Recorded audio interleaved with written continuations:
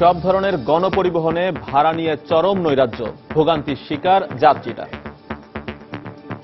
চেয়ারম্যানের বাড়ির পর ভাড়াটা আমাকে আব্দুল্লাহপুরে ভাড়া দিতে হবে, সেটা যদি আমি রাস্তা যেখানেই নামি না কেন। সিটিং হলে একজনও দাঁড়িয়ে যাবে না, ওরা হরদম দাঁড়িয়ে নিচ্ছে, সেটার কোনো প্রতিকার আছে? যানজটের ক্ষতি পুষিয়ে নিতেই চাওয়া হয় বেশি ভাড়া, সাফাই মালিক পক্ষে। যানজটে রিকোয়ারমেন্ট অনুযায়ী ট্রিপ একটা মালিক হয় না, সে দেখা যায় ঘন্টার পর ঘন্টা যানজটে বসে থাকতে হয় তাকে। অনিয়ম ঠেকাতে আরো কার্যকর পদক্ষেপ নেওয়ার অঙ্গীকার। সংশ্লিষ্ট অথরিটি আছে, ইভেন মিনিস্ট্রি আছে, সেখানে গোচরীভূত করে একটি সমন্বিত সিদ্ধান্তের দিকে এগিয়ে যাবার সুযোগ কিন্তু আমাদের দিক থেকেও রয়ে গেছে। দেখছিলেন সময়ের বিশেষ শিরোনাম। দুপুরের সময়ের সঙ্গে আছি আমি জাফর সাদিক এবং আমি এজি মাহমুদ। এবার অন্যান্য শীর্ষ সংবাদ। দুর্নীতি মামলায় আওয়ামী লীগ নেতা মায়াকে হাইকোর্টের দেয়া খালাসের রায় আপিল বিভাগে বাতিল, নতুন করে শুনানির নির্দেশ।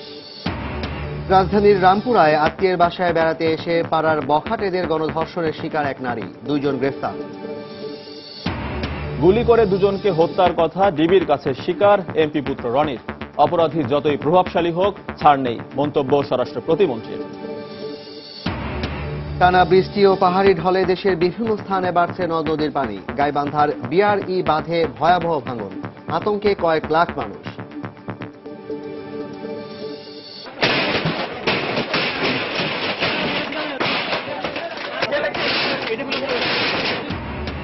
এবং চট্টগ্রামে পাহাড়ে ঝুঁকিপূর্ণ বসবাসকারীদের উচ্ছেদ অভিযান শুরু, 6.5 শতাধিক পরিবারকে সরিয়ে নেওয়ার সিদ্ধান্ত জেলা প্রশাসন।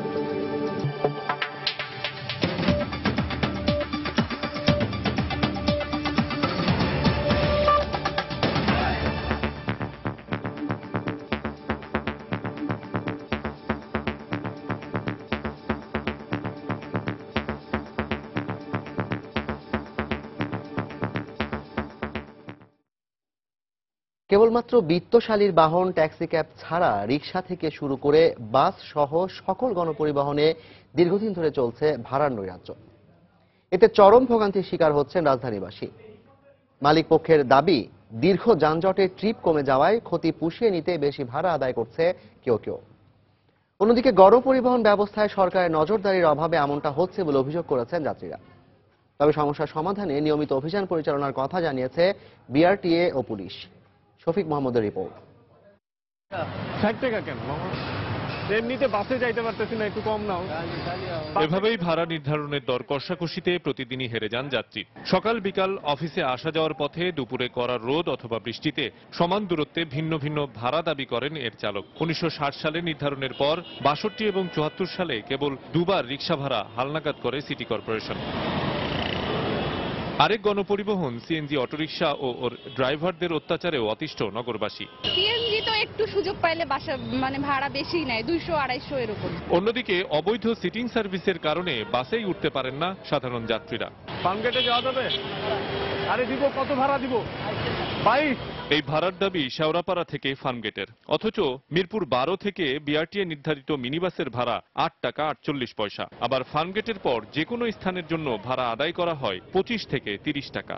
কিলোমিটার মেপে ভাড়া আদায় করার কথা থাকলেও মধ্যবর্তী এবং শেষ স্টপেজকে গন্তব্যস্থান ধরে বাড়তি ভাড়া আদায় করা হচ্ছে সাধারণ যাত্রীদের কাছ থেকে। চেয়ারম্যানের বাড়ির পর ভাড়াটা আমাকে আব্দুল্লাহপুরে ভাড়া দিতে হবে, সেটা যদি আমি রাস্তা যেখানেই নামি না কেন। আপনি ভাড়া দিবেন না, শ্রমিক শ্রেণীর লোকের হাতে হ্যারাসমেন্ট হতে হবে।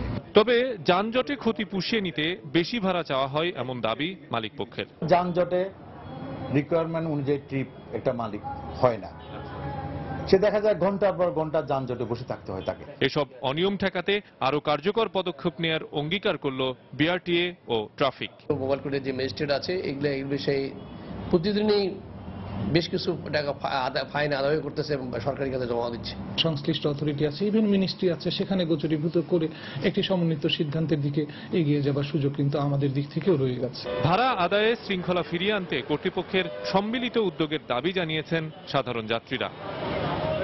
শফিক মোহাম্মদ, সময় সংবাদ, ঢাকা। অবৈধভাবে সম্পদ অর্জনের মামলায় ঢাকা মহানগর আওয়ামী লীগের সাধারণ সম্পাদক ও ত্রাণ ও দুর্যোগ ব্যবস্থাপনা মন্ত্রী মোফাজ্জল হোসেন চৌধুরী মায়াকে হাইকোর্টের দেয়া খালাসের রায় বাতিল করে দিয়েছেন আপিল বিভাগ। একই সঙ্গে নতুন করে আপিল শুনানির আদেশ দেওয়া হয়েছে। দুপুরে প্রধান বিচারপতি এস.কে. সিনহার নেতৃত্বে আপিল বিভাগের 3 সদস্যের বেঞ্চ দুদকের লিভ টু আপিল মঞ্জুর করে এই আদেশ দেন। 2008 সালের 14 ফেব্রুয়ারি বিশেষ জজ আদালত এ মামলায় আওয়ামী লীগ নেতা মায়াকে 13 বছরের কারাদণ্ড দেন। সেই সঙ্গে তাকে 5 কোটি টাকা জরিমানা এবং 6 কোটি টাকার সম্পদ বাজেয়াপ্ত করা হয়। 2010 সালের 27 অক্টোবর বিচারপতি সৈয়দ মাহমুদ হোসেন ও বিচারপতি গোবিন্দ চন্দ্র ঠাকুরের হাইকোর্ট বেঞ্চ ওই রায় বাতিল করেন। 2007 সালে 13 জুন দুর্নীতি দমন কমিশনের সহকারী পরিচালক নুরুল আলম সূত্রাপুর থানার মামলা দায়ের করেন। মামলায় মায়ের বিরুদ্ধে 29 লাখ টাকার অবৈধ সম্পদের মালিক হওয়ার অভিযোগ আনা হয়। রাজধানীর রামপুরায় আত্মীয়ের বাসায় স্বামী সহ বেড়াতে এসে পাড়ার বখাটেদের গণধর্ষণের শিকার হয়েছেন এক নারী। এ ঘটনায় 2 জনকে গ্রেফতার করেছে রামপুরা থানা পুলিশ। নির্যাতিতের স্বজন ও পুলিশ জানায় গতকাল সকালে ওই নারী তার স্বামীর সাথে খালা শাশুড়ির বাসায় বেড়াতে যান। রামপুরার সে বাসায় এসে এলাকার প্রায় 10-12 জন বখাটে তারা স্বামী স্ত্রী নয় বলে হুমকি দিতে শুরু করে। স্বামী স্ত্রী সেজে অবৈধ কাজের অভিযোগ করে এক পর্যায়ে তারা টাকা দাবি করে।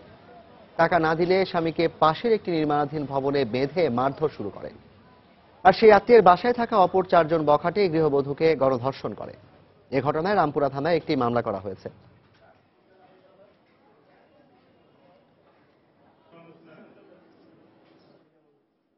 সকাল 10টার দিক দিয়ে রামপুরা আইছে, তারপরে রামপুরাতে যায় অন্যরা মানছি আমার বোনের ছেলেরে আনার পরে দেবরা ভাত টাত খাওয়াইছে। আমার বোনের ছেলে বলে যে খালা আমি ভাত খামু না, আমি দোকান থেকে নাস্তা খাইছি, আমি ঘুমামু। তো ঠিক আছে তোরা আর এক নাট করে আছে গাড়ির ভিতরে, তাইলে তোরা ঘুমা। 4 জনে মানে পুলিশের গাড়ি যাওয়ার আগে আগে মানে 4 জনে মানে বাগিনার বউরে মানে সবকিছু লাগিয়ে দিছে। অন তো আমাদের লোক আর কোনো কিছু নাই, তারপরে আমাদেরকে ছাইড়ে দিছে। হ্যাঁ দর্শন করা অন তো মানে বোঝা যাইতেছে যে এগুলা করার জন্য মানে নাটকটা সাজাইছে। ওই মেয়ে তোর কি হয় আমি বলে দিছি যে আমার স্ত্রী। তারপরে মনে করেন ওদের সামনে আমার অনেক মাইর মারছে, কেউ আগে আসে নাই। আর আমার বউর টর্চার করবে ফেরো মারে, তো ওই জন্য আমার মায়ের দিকে যখন ও কান্দে ওরে ঘরের ভিতরে তালা মেরে লাগছে। 4 জনে এটার মেজা আছে। আর সবাই আমাদেরকে মাইর করছে, আমাদেরকে মারছে। আর ওরা মোবাইল আমার বউরে শুনাইতেছে। এই জায়গায় মেডিকেল গেছি, এই জায়গায় দৌড়াত করছে। মামলা আমরা বলছি যে আমরা তো এই জায়গায় নতুন আইছি, নাম জানি না, কিন্তু 10-12 জন আছিল ওইটা শিওর। আমরা দেখছি, দেখলে সব চিনি। যে আনছে 2 জন দেখতে চিনছি যে 2 জন আছে। সাংসদ পুত্র বখতিয়ার আলম রনি রাজধানীর ইস্কাটন এলাকায় 2 জনকে গুলি করে হত্যার কথা গোয়েন্দা পুলিশের কাছে স্বীকার করেছেন। তবে তিনি আদালতে জবানবন্দি দিতে রাজি হননি। আর তাই প্রয়োজনে তাকে আবারও রিমান্ডে আনা হতে পারে বলে জানিয়েছেন গোয়েন্দা পুলিশের যুগ্ম কমিশনার মনিরুল ইসলাম। তবে স্বরাষ্ট্র প্রতিমন্ত্রী বলেছেন অপরাধী যেই হোক না কেন তাকে ছাড় দেওয়া হবে না। এদিকে উপার্জনক্ষম ব্যক্তিদের হারিয়ে দিশেহারা পরিবারগুলো চেয়ে আছে হত্যার সুষ্ঠু বিচারের দিকে। খান মোহাম্মদ রুমেলের প্রতিবেদন। বছর 7 আগে নদী ভাঙনে সব হারিয়ে 3 সন্তান আর স্ত্রীকে নিয়ে ঢাকায় এসেছিলেন হাকিমের বাবা। একটু ভালো করে বাঁচার আশায় ছেলেকে দিয়েছিলেন রিকশা চালানোর কাজে। ঘটনার দিন বিকেলবেলা রিকশা নিয়ে বের হওয়ার পর রাত 3টার দিকে খবর আসে গুলিবিদ্ধ হয়েছেন হাকিম। ঢাকা মেডিকেল কলেজ হাসপাতালে গিয়ে দেখেন হাকিম তখনও বেঁচে, ছটফট করছেন যন্ত্রণায়। কিন্তু ভোরের আলো ফোটার আগেই শেষ হয়ে যায় সব। এমপির ছেলে দেখিয়েছে, এমপির ছেলে দেখে বিচার করবে না? তাই আমার ছেলের অপরাধ কি অপরাধে আমার ছেলেকে মারলে তার বিচার নিব না? এদিকে ঘটনার 2 মাস পর হত্যাকাণ্ডের মূল হোতা সাংসদ পুত্র রনিকে গ্রেপ্তারের পর 2 দফা রিমান্ডে নিলেও এখনও দায় স্বীকার করে জবানবন্দি দেননি তিনি। যদিও গোয়েন্দা কর্মকর্তা বলছেন গুলি ছোড়ার কথা তাদের জিজ্ঞাসাবাদে স্বীকার করেছেন বখতিয়ার আলম রনি। জিজ্ঞাসাবাদে সে আমাদের কাছে ঘটনার সত্যতা বিভিন্নভাবে বিভিন্ন প্রক্রিয়ায় অস্বীকার করলেও একটা পর্যায়ে মোটামুটি স্বীকার করে, কিন্তু বিজ্ঞ আদালতে জবানবন্দি দিতে অস্বীকৃতি জানায়। আমরা আরো কিছু তথ্য প্রমাণ সংগ্রহ করছি, সেই সাক্ষ্য প্রমাণ সংগ্রহ সাপেক্ষে তাকে পুনরায় আমরা রিমান্ডের জন্য আবেদন করব প্রয়োজন বোধে। রাজধানীতে এক অনুষ্ঠান শেষে সাংবাদিকদের প্রশ্নের জবাবে স্বরাষ্ট্র প্রতিমন্ত্রী বলেন অপরাধী যতই প্রভাবশালী হোক না কেন কাউকে ছাড় দেওয়া হবে না। জোড়া খুনের ঘটনায় পুলিশ নিরপেক্ষভাবে তদন্ত করছে বলেও জানান তিনি। সংসদ সদস্য হোক, মন্ত্রী হোক, প্রতিমন্ত্রী হোক, যেই অন্যায় করছেন, যার পুত্ররা অন্যায় করছেন, যার আত্মীয়রা অন্যায় করছেন, সবাইকে আমরা একইভাবে আইনের কাঠগড়ায় নিয়ে যাচ্ছি এবং যথোপযুক্ত ব্যবস্থা আইনের মাধ্যমে তা হচ্ছে। আপনি এগুলো আগেও দেখেছেন, আমরা কেউ কিন্তু ছাড়ি। দ্বিতীয় দফায় 4 দিনের রিমান্ড শেষে শনিবার আদালতের নির্দেশে রনিকে জেল হাজতে পাঠানো হয়েছে। খান মোহাম্মদ রুমেল, সময় সংবাদ, ঢাকা। দেশের আইন শৃঙ্খলা পরিস্থিতি নিয়ে উদ্বেগ প্রকাশ করে বিএনপির আন্তর্জাতিক বিষয়ক সম্পাদক আসাদুজ্জামান রিপন বলেছেন, এভাবে চলতে থাকলে অচিরেই সবকিছু নিয়ন্ত্রণের বাইরে চলে যাবে সরকারের। দুপুরে নয়াপল্টনে দলের কেন্দ্রীয় কার্যালয়ে সংবাদ সম্মেলনে তিনি এ মন্তব্য করেন। এ সময় রাজধানীতে এলোপাতাড়ি গুলিতে 2 জন নিহত হওয়া ও একজন নারী পুলিশের ওপর যৌন নির্যাতনের ঘটনার সুষ্ঠু বিচার দাবি করেন তিনি। অত্যন্ত স্পষ্ট যে ঘটনাটি শাসক দলের এমপি তনয় ঘটনাটি ঘটিয়েছেন। হত্যাকাণ্ডের নায়ক তিনি। আজকে যদি তাকে আড়াল করা হয়, যদি বিচারের আওতায় না আনা হয়, তাহলে আজকে ধর্ষণের ঘটনা থেকে শুরু করে আইন প্রয়োগকারী সংস্থার হাতে যে ঘটনাগুলো ঘটছে, এই বিষয়গুলো মানুষের মধ্যে একটু ভুল বার্তা পৌঁছে দেবে। কারণ ক্রমেই দেশের পরিস্থিতি খারাপের দিকে এগিয়ে যাচ্ছে এবং এই পরিস্থিতি যদি আরো খারাপের দিকে এগুতে থাকে, তখন বিরোধী দলের সহযোগিতা দেয়া সত্ত্বেও সেই পরিস্থিতি সরকার সামাল দিতে ব্যর্থ হবেন বলে আমরা আশঙ্কা করি। টানা বৃষ্টি ও উজান থেকে নেমে আসা পাহাড়ি ঢলে দেশের বিভিন্ন স্থানে নদ নদীতে পানি বৃদ্ধি অব্যাহত রয়েছে। এছাড়া বন্যা নিয়ন্ত্রণ বাঁধ ভেঙে ইতোমধ্যে পানির নিচে তলিয়ে গেছে বগুড়ার সারিয়াকান্দি, গাইবান্ধা, জামালপুরের অনেক গ্রাম। এতে পানিবন্দী হয়ে রয়েছে লক্ষাধিক মানুষ। এসব এলাকায় দেখা দিয়েছে খাবার ও বিশুদ্ধ পানির সংকট। জেলা প্রতিনিধিদের পাঠানো তথ্য ছবি নিয়ে ডেস্ক রিপোর্ট। বগুড়ার সারিয়াকান্দিতে বন্যা নিয়ন্ত্রণ বাঁধ ভেঙে প্লাবিত 15টি গ্রামে এখন খাবার ও বিশুদ্ধ পানির সংকট। ঘরবাড়ি তলিয়ে যাওয়ায় অনেকেই অবস্থান নিয়েছেন খোলা আকাশের নিচে। এই অবস্থায় মানবেতর দিন পার করছেন বন্যা দুর্গতরা। এদিকে যমুনা নদীর পানি বৃদ্ধি অব্যাহত থাকায় নতুন করে প্লাবিত হওয়ার আশঙ্কা দেখা দিয়েছে অনেক এলাকা। চতুর্দিকে পানি, কোন দিকে যাওয়া যায় না, সেরকম আমার খোঁজ খবর নেই না। আমরা কি খাই, কি বাসি, কি খাই, আর কলেজে পানি খামো, সে কলটা ডুবে গেছে। ব্রিজ কালভার্ট ভেঙে যাচ্ছে, রাস্তার উপর পানি উঠতেছে, মানুষের জীবন যাপন করার খুবই অসুবিধা যাচ্ছে। আগামী 2-1 দিনের মধ্যে এটা হ্রাস পাবে এবং তখন আমরা এই মেরামত কাজটা দ্রুত সম্পন্ন করে ফেলব। এদিকে গাইবান্ধায় গত কয়েকদিন ধরে অস্বাভাবিক হারে বাড়ছে ঘাঘর, তিস্তা ও করতোয়া নদীর পানি। রোববারও ব্রহ্মপুত্র নদের ফুলছড়ি পয়েন্টে বিপদসীমার ওপর দিয়ে পানি প্রবাহিত হচ্ছে। এদিকে বন্যা নিয়ন্ত্রণ বাঁধ ভেঙে ইতোমধ্যে তলিয়ে গেছে সুন্দরগঞ্জের অনেক গ্রাম। যেভাবে বাড়তেছে তাতে তো করে রাতে আসে না, সবার আমাদের বাড়ি বাড়ি মনে করেন যে পানি উঠে যাবে। আমরা যেখানে যাই, যেখানে যা বাড়ি করবো, সেখানে যা বোধহয় 15 দিন না থাকতে আবার সেখান থেকে সরা লাগে। ভাঙ্গনত্ব মানুষগুলোর পাশে কেউ আশ্বাস বা কোনো ত্রাণ তারা কিছুই করে। পাহাড়ি ঢলে শনিবার থেকে জামালপুরের যমুনার বাহাদুরাবাদ পয়েন্টে পানি বিপদসীমার ওপর দিয়ে প্রবাহিত হচ্ছে। তবে বিপদসীমা অতিক্রম করার আগেই ইসলামপুর ও দেওয়ানগঞ্জের 11টি ইউনিয়নের শতাধিক গ্রাম বন্যার পানিতে প্লাবিত হয়েছে। এতে পানিবন্দী হয়ে পড়েছে প্রায় অর্ধলক্ষাধিক মানুষ। এছাড়া কুড়িগ্রাম ও সুনামগঞ্জের নদ নদীগুলোতে পানি বৃদ্ধি অব্যাহত রয়েছে। এতে বন্যা আতঙ্কে দিন পার করছেন এসব এলাকার কয়েক লাখ মানুষ। ফাহমিদা মটুসি, সময় সংবাদ। গাইবান্ধার নদ নদীগুলোতে পানি বেড়ে যাওয়ায় ফুলছড়ি উপজেলার সিংরিয়ায় বিআরআই বাঁধে ভয়াবহ ভাঙন দেখা দিয়েছে। প্রায় 1 মাসের চেষ্টায় ভাঙন ঠেকাতে ব্যর্থ হয়ে সেখানে জরুরি অবস্থা ঘোষণা করেছে পানি উন্নয়ন বোর্ড। এতে গাইবান্ধার 3 উপজেলার 6 ইউনিয়নের কয়েক লাখ মানুষ দিন কাটাচ্ছেন আতঙ্কে। ওবায়দুল ইসলামের তোলা ছবি নিয়ে হেদায়েতুল ইসলাম বাবুর রিপোর্ট। যমুনা ব্রহ্মপুত্রের পানি বাড়ায় নদীর ডাম তীরে বিআরই বন্যা নিয়ন্ত্রণ বাঁধের গাইবান্ধা অংশের ৭৬ কিলোমিটারের মধ্যে 9টি পয়েন্টে 10 কিলোমিটার এলাকায় ভয়াবহ ভাঙন দেখা দিয়েছে। এর মধ্যে ফুলছড়ি উপজেলার সিংরিয়া পয়েন্টের 944 মিটার ঝুঁকিপূর্ণ চিহ্নিত করে ঘরবাড়ি সরিয়ে নেয়ার নির্দেশ দিয়েছে পানি উন্নয়ন বোর্ড। এতে ক্ষতির মুখে পড়েছেন উপজেলার গজারিয়া, উদাখালী ও উড়িয়া ইউনিয়নবাসী। পাশাপাশি আতঙ্কের মধ্যে আছেন সদর উপজেলার বাদিয়াখালী ও সাঘাটা উপজেলার ভরতখালী ইউনিয়নের মানুষ। হাঁস, মুরগি, গরু যা আছে আমাদের আসবাবপত্র, জিনিসপত্র, ধান চাল এগুলো ক্ষতি হয়েছে। তারপরে এখন আপাতত এখন এই অবদার থাকাটুকু আমাদের আশ্রয় নিরাশ হয়ে গেছি। এখন এই অবদার উপর আসি, এখন এইটুকু ভাঙতেছে। এখন আমরা কোথায় যাব, কোথায় থাকবো? এখন আমরা লোকজন কোথায় থাকবো? গেরোয়ার, আমার কাছে জমি জমা নাই। সরকার পর্যাপ্ত পরিমাণ বরাদ্দ দিয়েছে, কিন্তু ঠিকাদার মহোদয় কোন কারণে কাজের গাফলেতি করতেছে আমি জানি না। এদিকে ঠিকাদারদের সাড়া না পাওয়ার পাশাপাশি বরাদ্দের সীমাবদ্ধতার কথা স্বীকার করে দ্রুত সমস্যা সমাধানের আশ্বাস দিয়েছে পানি উন্নয়ন বোর্ড। কেউ জমি দিচ্ছেন, এই জমিগুলোর আবার মূল্য দিয়ে তাকে কাজ করতে হবে, যার জন্য কন্ট্রাক্টর কাজ করতে হতো আগ্রহী না। কিন্তু তারপরে আমরা এলাকার জনগণের সহায়তায় আমরা কন্ট্রাক্টরকে রাজি করেছি, তারা কাজটা করবে। চেষ্টা সেভাবে চলতেছে, তো কাজও চলতেছে। এখন পানি হঠাৎ করে অনেক বেশি বেড়ে যাওয়াতে আমাদের বিভিন্ন জায়গায় ভাঙন কবলিত হচ্ছে। আমরা চেষ্টা করে যাচ্ছি, আমরা আশা করতেছি ভাঙন আমরা রক্ষা করতে পারবো। 1965 সালে রংপুরের কাউনিয়া থেকে পাবনা জেলার বেড়া পর্যন্ত 216 কিলোমিটার দীর্ঘ বিয়ারি বাঁধটি নির্মাণ করা হয়। বাঁধের ভাঙন ঠেকাতে না পারলে জেলার সদর, ফুলছড়ি ও সাঘাটা উপজেলার 6 ইউনিয়নের 3 লক্ষাধিক মানুষ চরম বিপর্যয়ের মুখে পড়বে। হেদায়েতুল ইসলাম বাবু, সময় সংবাদ, গাইবান্ধা। দুপুরের সময় আরো থাকছে। চট্টগ্রামে নার্সিং ইনস্টিটিউটের সহকারী পরিচালক অঞ্জলি দেবী হত্যায় জড়িত সন্দেহে একজন আটক, জঙ্গিবাদে সম্পৃক্ত বলে ধারণা।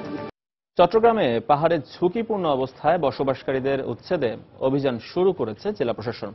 বেলা 12টার দিকে নগরীর লালখান বাজার এলাকায় মতি ঝর্ণা পাহাড় থেকে অভিযান শুরু হয়। এর আগে মাইকিং করে বসবাসকারীদের সরে যাওয়ার নির্দেশ দেয় জেলা প্রশাসন। পুলিশ, র্যাব ও ফায়ার সার্ভিসের সহায়তায় এই উচ্ছেদ অভিযান চালানো হয়। এ সময় জেলা প্রশাসন ও ওয়াসার ঊর্ধ্বতন কর্মকর্তারা উপস্থিত ছিলেন। উচ্ছেদ অভিযানে পানি, গ্যাস ও বিদ্যুৎ সংযোগ বিচ্ছিন্ন করে দেওয়া হয়। জেলা প্রশাসনের নির্বাহী ম্যাজিস্ট্রেট সাইফুল ইসলাম জানান, বর্ষায় পাহাড় ধসে প্রাণহানি ঠেকাতে নগরীর 11টি পাহাড়ে বসবাসরত 666 পরিবারকে উচ্ছেদের সিদ্ধান্ত নেওয়া হয়েছে।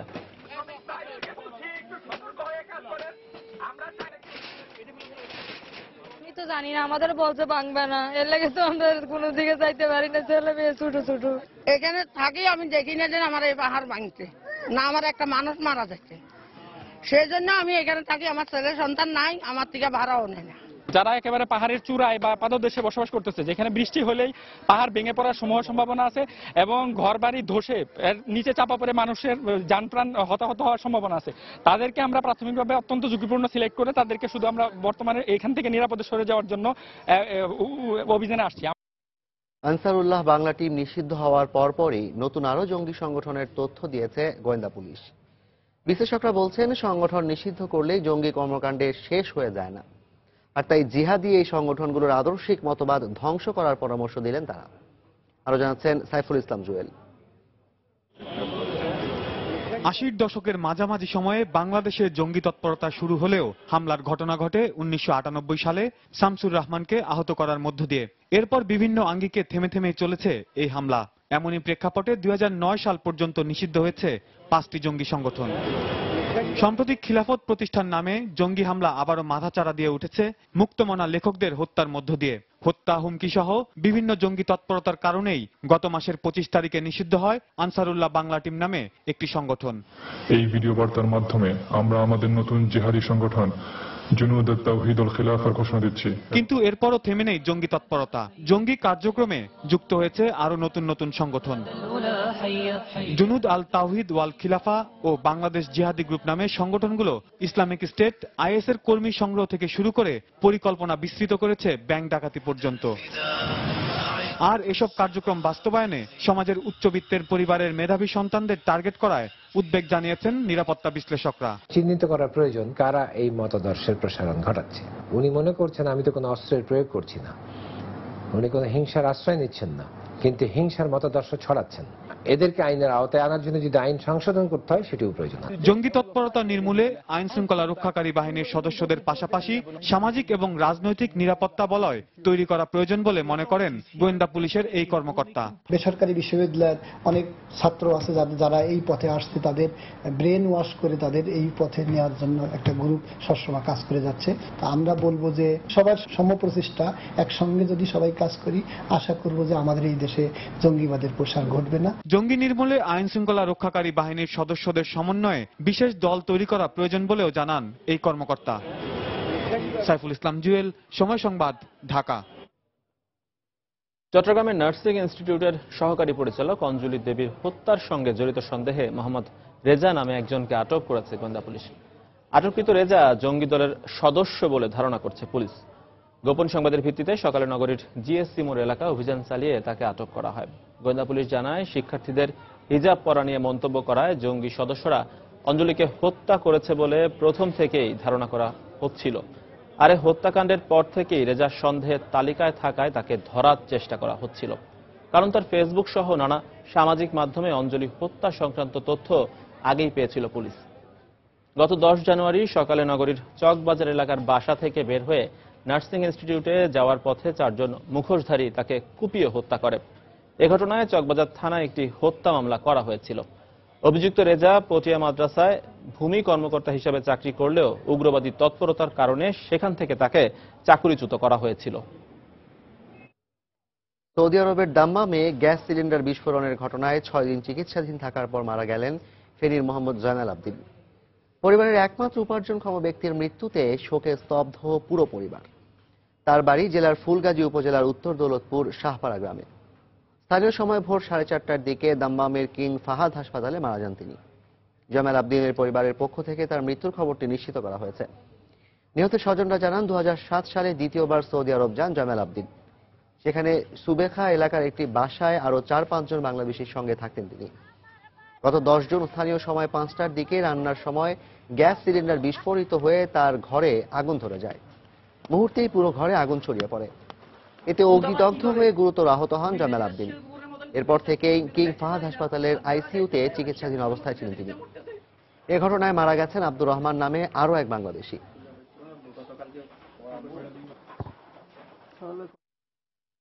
21শে পদকপ্রাপ্ত প্রবীণ সাংবাদিক এবং বাংলাদেশ প্রেস ইনস্টিটিউটের চেয়ারম্যান হাবিবুর রহমান মিলনের প্রথম জানাজা জাতীয় প্রেস ক্লাবে অনুষ্ঠিত হয়েছে। শনিবার দিবাগত রাত 3টায় রাজধানীর ল্যাবেট হাসপাতালে হাবিবুর রহমান মিলন ইন্তেকাল করেন। ইন্না লিল্লাহি ওয়া ইন্না ইলাইহি রাজিউন। তার বয়স হয়েছিল 77 বছর। দীর্ঘদিন ধরে হাবিবুর রহমান কিডনি ও জন্ডিস সহ নানা জটিলতায় ভুগছিলেন। গুরুতর অসুস্থ অবস্থায় তাকে গত 2 জুন রাজধানীর ল্যাবেট হাসপাতালে ভর্তি করা হয়। হাবিবুর রহমান মিলন বাংলাদেশ প্রেস ইনস্টিটিউটের চেয়ারম্যানের পাশাপাশি দৈনিক ইত্তেফাকের উপদেষ্টা সম্পাদকও ছিলেন। প্রেস ক্লাব থেকে তার মরদেহ তার দীর্ঘদিনের কর্মস্থল বাংলাদেশ প্রেস ইনস্টিটিউটে নিয়ে যাওয়া হবে। সেখানে সবার শ্রদ্ধা জানানো শেষে তার লাশ বারডেমের হিমঘরে রাখা হবে। আগামীকাল তাকে মিরপুর শহীদ বুদ্ধিজীবী কবরস্থানে দাফন করা হবে বলেও জানা গেছে। আসন্ন রমজানে নিত্যপণ্যের দাম নিয়ন্ত্রণে রাখতে বন্দরনগরী চট্টগ্রামে 5টিরও বেশি বাজার মনিটরিং দল গঠন করতে যাচ্ছে জেলা প্রশাসন। একজন করে নির্বাহী ম্যাজিস্ট্রেটের নেতৃত্বে থাকা এই সব দল ভ্রাম্যমাণ আদালতও পরিচালনা করবে। এক্ষেত্রে বাজার মনিটরিং এর নামে ব্যবসায়ীরা যাতে হয়রানির শিকার না হয় সে ব্যাপারে সতর্ক থাকার আহ্বান ব্যবসায়ী নেতাদের। বিস্তারিত জানাচ্ছেন ফেরদৌস লিপি। রমজান আসলে নানা অজুহাতে চলে নিত্যপণ্যের দাম বাড়ানোর পায়তারা, কিন্তু চলতি বছর ভোগ্যপণ্যের পর্যাপ্ত মজুদ থাকার পাশাপাশি আন্তর্জাতিক বাজারেও পণ্যের দাম স্থিতিশীল রয়েছে। এ অবস্থায় রমজানে নিত্যপণ্যের দাম বাড়ার সম্ভাবনা নেই বলে জানিয়েছেন ব্যবসায়ীরা। তারপরও যাতে কেউ কারসাজি করে পণ্যের দাম বাড়াতে না পারে সেজন্য রমজানের আগে নগরীর বাজারগুলোতে তদারকি করবে জেলা প্রশাসন। বাংলাদেশের আমদানি রপ্তানির 80% কিন্তু চট্টগ্রাম দিয়ে হয়। চট্টগ্রামে যদি বাজার নিয়ন্ত্রণে রাখা যায় তাহলে সারা বাংলাদেশে নিয়ন্ত্রণ থাকে, কারণ চট্টগ্রামের চাকতাই, খাতুনগঞ্জ এই এলাকাগুলো ব্যবসায়ীর মূল ভিত্তি এবং সেখানের ব্যবসায়ীরাও ছিল এবং তারাও কথা দিয়েছে যে এই বছর কোনো জিনিসেরই ঘাটতি নেই এবং জিনিসপত্র সহনীয় পর্যায়ে থাকবে। ব্যবসায়ীরা বলছেন এই ক্ষেত্রে মনিটরিং এর সময় যাতে সাধারণ ব্যবসায়ীরা হয়রানির শিকার না হয় সেদিকে নজর রাখতে হবে প্রশাসনকে। সরকার মনিটরিং করবে, আমরা যে চেম্বার এভাবে বিভিন্ন টেক বডিগুলো আমরা আমাদের সাথে নিয়ে একটা টাস্ক ফোর্স কমিটির মতো হবে, কিন্তু ওইখানে যাতে কোনো ব্যবসায়ী হয়রানি না হয় এটা সরকারকে নজর রাখতে হবে এবং জেলা প্রশাসনকে নজর রাখতে হবে। তবে কনজিউমার অ্যাসোসিয়েশন ক্যাব কর্মকর্তাদের দাবি শুধু রমজান মাসে নয়, সারা বছরই মনিটরিং এর ব্যবস্থা চালু রাখা দরকার। প্রশাসনের আওতায় বাজার মনিটরিং রেগুলার হওয়া উচিত এবং বাণিজ্য মন্ত্রণালয় থেকে আগের থেকে ফোকাসিংটা হওয়া উচিত যে এই বছর এই পণ্যের এই চাহিদা আছে, বাংলাদেশে এই স্টক আছে এবং আমাদের চাহিদা এই পরিমাণ আছে। বন্দরনগরী চট্টগ্রামের চাকতাই, খাতুনগঞ্জে ভোগ্যপণ্যের 2টি পাইকারি বাজার সহ ছোট বড় 17টি বাজার রয়েছে। ফেরদৌস লিপি, সময় সংবাদ, চট্টগ্রাম। বাজেটে সুপার শপে কেনাকাটায় করের হার 2 থেকে বাড়িয়ে 4% করার প্রস্তাব দিয়েছেন অর্থমন্ত্রী আবুল মাল আব্দুল মুহিত। একই সঙ্গে কোনো ধরনের করের আওতায় না থাকা অনলাইন কেনাকাটার উপরও আরোপ করা হয়েছে 4% কর। ব্যবসায়ীরা সরকারের এমন সিদ্ধান্তে হতাশা প্রকাশ করে বলছেন, প্রস্তাবিত করের হার বাস্তবায়ন করা হলে এসব খাতে প্রত্যাশিত প্রবৃদ্ধি অর্জিত হবে না। বিস্তারিত জানাচ্ছেন জুবায়ের ফয়সাল। নিত্যদিনের ঝক্কি ঝামেলা এড়িয়ে ঘরে বসেই প্রয়োজনীয় কেনাকাটা সারতে অনেক ক্রেতাই এখন অনলাইন ভিত্তিক ই-কমার্স সাইটগুলোর প্রতি নির্ভরশীলতা বাড়াচ্ছেন। ধীরে ধীরে একেবারেই আন করা বিষয়টি সাধারণ জনগণের কাছেও হয়ে উঠছে জনপ্রিয়। এসব ওয়েবসাইটে এটিএম কার্ড, মোবাইল পেমেন্টের মাধ্যমে খুব সহজেই ঘর গেরস্থালির সব ধরনের পণ্যই কেনাকাটা করা যায় মুহূর্তেই। এই অবস্থায় খাতটি যখন মাত্রই বিকাশ লাভ করছে, তখনই এর উপর কর আরোপকে বোঝা হিসেবেই দেখছেন উদ্যোক্তারা। যখন শুরু হলো অনলাইনে, তখন এটা হয়তো শুধুমাত্র ফেসবুক ভিত্তিক একটা সেক্টর ছিল, কিন্তু এখন কিন্তু অনেক সাইট হয়ে গেছে যেখানে আসলে ফর্মালি তারা কাস্টমার সাপোর্ট থেকে শুরু করে সব ধরনের কাস্টমার প্রোটেকশন এবং ডিজিটাল ট্রানজ্যাকশন সব জিনিসগুলি কিন্তু তারা নিয়ে এই সেক্টরটাকে সুন্দর একটা ফর্মাল সেক্টরে পরিণত করছিল। কিন্তু এখন যেটা হবে, যদি 4% ব্যাট আরোপ করা হয়, তখন দেখা যাবে যে আবার সেটি ইনফর্মালে ব্যাট করে যাবে, যেটা আসলে কোনো কারো কাছে কোনো রেকর্ড থাকবে না, কাস্টমারদের কোনো প্রোটেকশন থাকবে না। করের হার বাড়ানো হয়েছে সুপার শপে কেনাকাটার উপরও। এর আগে ব্যবসায়ী পর্যায়ে 2% কর থাকলেও এবার ভোক্তা পর্যায়ে যোগ হবে বাড়তি কর। এই সিদ্ধান্ত কার্যকর হলে সুপার শপগুলোর বিপুল সংখ্যক ক্রেতা হারানোর ঝুঁকি রয়েছে বলে মনে করছেন সংশ্লিষ্টরা। আমি যদি আমার বাসার পাশে মুদি দোকানে 5 টাকা কম বা 10 টাকা কমে পাই, তাহলে আমি স্বাভাবিক ওখান থেকেই নেব। আমি কেন সুপার স্টোরসে আসবো? একটা তেল নিতে গেলে তাকে 5-7 টাকা ভ্যাট দিতে হচ্ছে, এটা স্বাভাবিক মানুষের গায়ে লাগবে। বাজেট প্রস্তাবনা থেকে পাশ হওয়ার আগেই এসব খাতে করের হার নতুনভাবে বিন্যাসের আহ্বানও জানান তারা। জুবায়ের ফয়সাল, সময় সংবাদ, ঢাকা। বর্ণাঢ্য আয়োজনের মধ্য দিয়ে উন্মোচিত হলো আল ফালাহ ইসলামী ব্যাংকের নতুন লোগো। গতকাল সন্ধ্যায় রাজধানীর একটি হোটেলে এই লোগো উন্মোচন করা হয়। এ সময় ব্যাংকের প্রেসিডেন্ট ও সিইও আতিফ বাজওয়া ও ব্যাংকের ঊর্ধ্বতন কর্মকর্তারা বক্তব্য রাখেন। অনুষ্ঠানে বিভিন্ন ব্যাংকের কর্মকর্তা ও ব্যাংকিং খাতের সংশ্লিষ্ট ব্যবসায়ীরা উপস্থিত ছিলেন। এ সময় বক্তারা ব্যাংকের সাফল্য ধরে রাখার প্রত্যয় ব্যক্ত করেন। লোগো উন্মোচন শেষে অনুষ্ঠিত সাংস্কৃতিক সন্ধ্যায় গান পরিবেশন করেন দেশের জনপ্রিয় শিল্পীরা। আবু ধাবি শিল্প গোষ্ঠীর এই ব্যাংকটি 2005 সাল থেকে বাংলাদেশে তাদের কার্যক্রম চালিয়ে আসছে।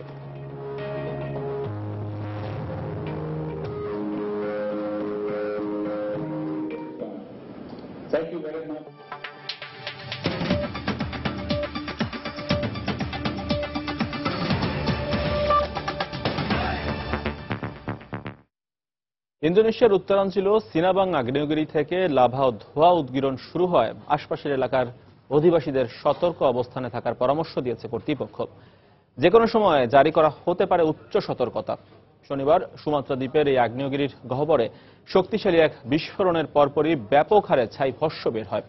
একই সঙ্গে ধোঁয়ার কুণ্ডলী পাহাড়ের পাদদেশের দিকে নামতে থাকে এবং অনেক উঁচুতে আকাশেও তা ছড়িয়ে পড়ে। এই পরিস্থিতির আরও অবনতি হওয়ার আশঙ্কা করছে স্থানীয়রা। এরই মধ্যে সিনাবাং পর্বতের আশপাশের এলাকা থেকে প্রায় 2700 জনকে নিরাপদে সরিয়ে নেওয়া হয়েছে বলে জানিয়েছে স্থানীয় কর্তৃপক্ষ। ইন্দোনেশিয়ার ভয়াবহ টোবা আগ্নেয়গিরি থেকে মাত্র 35 কিলোমিটার দূরের সিনাবাং আগ্নেয়গিরিটি 40 বছর সুপ্ত থাকার পর 2010 সালে সক্রিয় হয়ে ওঠে।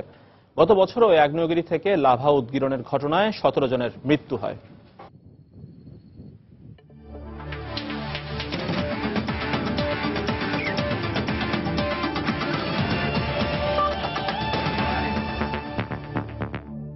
বাংলাদেশ ভারত টেস্ট প্রসঙ্গ।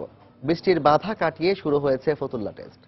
বৈশ্বিক বৃষ্টির কারণে মধ্যাহ্ন বিরতির পর মাঠ খেলার উপযোগী হলে শুরু হয় পঞ্চম দিনের খেলা। শেষ খবর পাওয়া পর্যন্ত ভারতের বিপক্ষে প্রথম ইনিংসে টাইগারদের সংগ্রহ 7 উইকেটে 219 রান। এর আগে 6 উইকেটে 462 রানের প্রথম ইনিংস ঘোষণা করেছিল সফরকারীরা। বৃষ্টির বাধায় পণ্ড হয়েছে সিরিজের একমাত্র টেস্টের পঞ্চম দিনের প্রথম সেশনের খেলা। মাঠে গড়ায়নি একটি বলও। বেলা বাড়ার সাথে সাথে আকাশ কিছুটা পরিষ্কার হলে মধ্যাহ্ন বিরতির পর খেলার জন্য প্রস্তুত হয় ফতুল্লার খান সাহেব স্টেডিয়াম। টেস্ট নিশ্চিত ড্রয়ের দিকে এগুলেও আগের দিনের 2 অপরাজিত ব্যাটসম্যান সাকিব ও ইমরুল ব্যাটিংয়ের শুরুতে ছিল বেশ আগ্রাসী। ফলে কিছু বুঝে ওঠার আগে ব্যক্তিগত 9 ও দলীয় 121 রানে সাকিবকে সাজঘরের পথ দেখান অশ্বিন। এরপর সৌম্যর সাথে অনেকটা ওয়ানডে স্টাইলে দ্রুত 51 রানের জুটি গড়ে ব্যক্তিগত 72 রানে হরভজনের এলবিডব্লিউ ফাঁদে পড়েন ইমরুল কায়েস। দলীয় স্কোরবোর্ডে যখন 172 রান। দ্রুতই ব্যক্তিগত 37 রানে সতীর্থকে অনুসরণ করেন সৌম্য সরকার। দ্রুত 3 উইকেট হারিয়ে কিছুটা বিপাকে পড়া টাইগার ইনিংসের হাল ধরেছেন অভিষিক্ত লিটন কুমার ও শুভাগত হোম।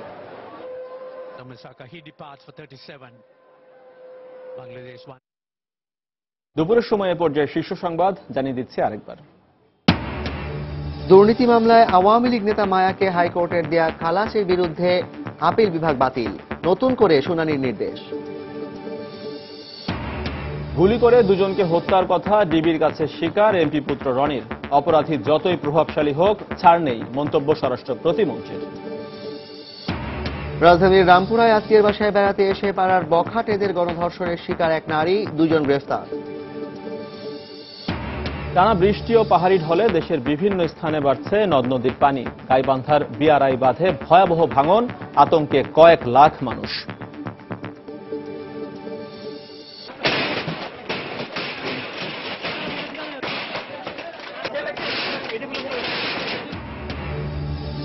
এবং চট্টগ্রামে পাহাড়ে ঝুঁকিপূর্ণ বসবাসকারীদের উচ্ছেদে অভিযান শুরু, 6.5 শতাধিক পরিবারকে সরিয়ে নেওয়ার সিদ্ধান্ত জেলা প্রশাসনের। দর্শক, এই ছিল দুপুরের সময়। যে কোনো খবর পেতে ভিজিট করুন সময়নিউজ.tv আর সঙ্গেই থাকুন সময়।